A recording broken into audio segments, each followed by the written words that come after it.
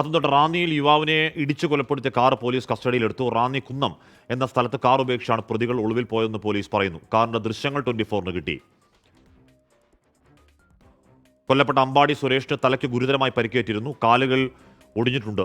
ശ്രീത് ശ്രീകുമാരാണ് ആ വാർത്തയുടെ വിവരങ്ങളുമായി ചേരുന്നത്. ശ്രീത്ത്, ഇത് എന്താണ്, മനഃപൂർവ്വം കൊല്ലുക എന്ന ഉദ്ദേശത്തിൽ കൊണ്ട് ഇടിച്ചതാണ് എന്ന് തന്നെയാണ് പോലീസ് സംശയിക്കുന്നത്?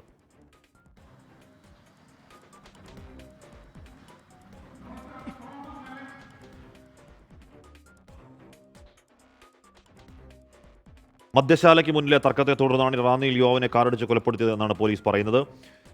സംഭവവുമായി ബന്ധപ്പെട്ട അജോയ്, ശ്രീകുട്ടൻ, അരവിന്ദ് എന്നിവർക്കായാണ് പോലീസ് തെരച്ചിൽ തുടങ്ങിയിട്ടുള്ളത്. ബെവറേജ് ഔട്ട്ലെറ്റിന് മുന്നിലുള്ള തർക്കത്തെ തുടർന്ന് പ്രതികൾ കൊലപ്പെടുത്തി എന്നാണ് ഈ അമ്പാടി സുരേഷിന്റെ പിതാവ് കൊടുത്ത പരാതിയിൽ പറയുന്നത്. റാന്നി ഇട്ടിയപ്പാറ ബെവറേജ് ഔട്ട്ലെറ്റിലെ പാർക്കിങ്ങുമായി ബന്ധപ്പെട്ട ആണ് അമ്പാടിയും പ്രതികളും തമ്മിൽ തർക്കമുണ്ടാകും. തുടർന്ന് പിന്നാലെ പോയി ഇടിച്ച് കൊലപ്പെടുത്തുകയായിരുന്നു. സുരേഷിന് തലയ്ക്ക് ഗുരുതര പരിക്കുണ്ടായിരുന്നു. കാലുകൾ ഒടിഞ്ഞിട്ടുണ്ട്. വാഹനത്തിന്റെ ദൃശ്യങ്ങളാണ് പ്രേക്ഷകർ കാണുന്നത്. ശ്രീകുമാർ ചെയ്യുന്നു. ശ്രീത്ത്, പ്രതികൾക്കായുള്ള അന്വേഷണം ഏത് ദിശയാണ് പുരോഗമിക്കുന്നത്? ഇത് കൊലപ്പെടുത്തുക എന്ന ഉദ്ദേശം തന്നെയായിരുന്നു പ്രതികൾക്കെന്നാണ് പോലീസ് പറയുന്നത്.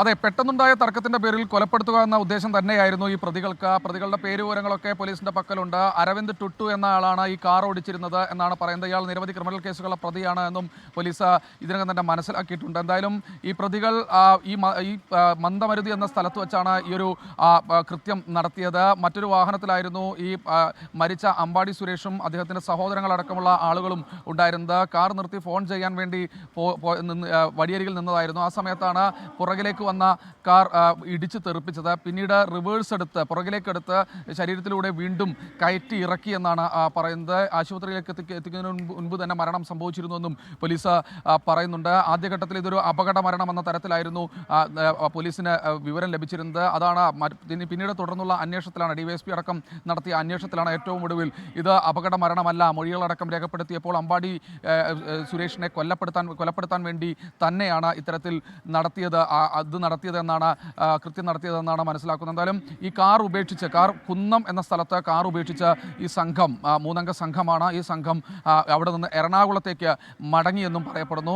എറണാകുളത്തേക്ക് പോയിട്ടുണ്ട് പോലീസ് സംഘം. CCTV ദൃശ്യങ്ങളടക്കം കേന്ദ്രീകരിച്ച് അന്വേഷണം നടത്തുന്നുണ്ട്. എന്തായാലും പ്രതികൾ ഉടൻ തന്നെ വരയിലാകുമെന്നാണ് മനസ്സിലാക്കുന്നത്. എന്തായാലും ഈ അമ്പാടിയുടെ മൃതദേഹം ഇപ്പോൾ പോസ്റ്റ്മോർട്ടത്തിനായി കോട്ടയം മെഡിക്കൽ കോളേജിലേക്ക് കൊണ്ടുപോയിരിക്കുകയാണ്. അതിനുശേഷം കീക്കൊഴൂരിലെ കുടുംബ വീടിനടുത്ത് സംസ്കാരം നടക്കുമെന്നാണ് ബന്ധുക്കൾ അറിയിച്ചിട്ടുള്ളത്. പോലീസ് പറയുന്നത് പ്രതികൾ ഉടൻ തന്നെ പിടിയിലാകുമെന്നാണ്. ഇവരുടെ ക്രിമിനൽ പശ്ചാത്തലമടക്കം പോലീസ് പരിശോധിച്ച് വരികയാണ്. രണ്ട് സംഘങ്ങൾ തമ്മിലുള്ള തർക്കമാണ്. അത് ബിവറേജസിന് മുന്നിലെ റാന്നി ഇട്ടിയപ്പാറ ബിവറേജിന് മുന്നിലെ പാർക്കിങ്ങിനെ ചൊല്ലിയുണ്ടായ തർക്കമാണ് ഒരു കൊലപാതകത്തിലേക്ക്, വാഹനം ഇടിച്ച് ഒരാളെ കൊല്ലുക എന്ന ഒരു നിഷ്ഠൂര കൃത്യത്തിലേക്ക് നയിച്ചിരിക്കുന്നത്. ശ്രീകുമാരാണ് ആ വാർത്തയുടെ വിവരങ്ങൾ നൽകിയത്. ബാറിൽ വെച്ച് അല്ലെങ്കിൽ ബിവറേജിന് മുന്നിൽ തർക്കമുണ്ടാകുന്നു. തർക്കമുണ്ടായതിനു ശേഷം പിന്നാലെ പോയി ഇടിച്ച് കൊലപ്പെടുത്തുന്നു. തലയ്ക്കടക്കം കാലിനടക്കം ഗുരുതര പരിക്കാണ് ഉണ്ടായിരുന്നത്. എന്താണ് ഈ പറയുന്ന പ്രതികൾക്ക് ചില ക്രിമിനൽ ബന്ധമുണ്ട്, അല്ലെങ്കിൽ ക്രിമിനൽ കേസുകൾ നേരത്തെ അങ്ങനെ ഒരു പ്രീസിഡൻസ് ഉള്ളവരാണ് എന്ന് പോലീസ് പറയുന്നുമുണ്ട്. ശ്രീത്താണ് ആ വാർത്തയുടെ വിവരങ്ങൾ നൽകിയത്.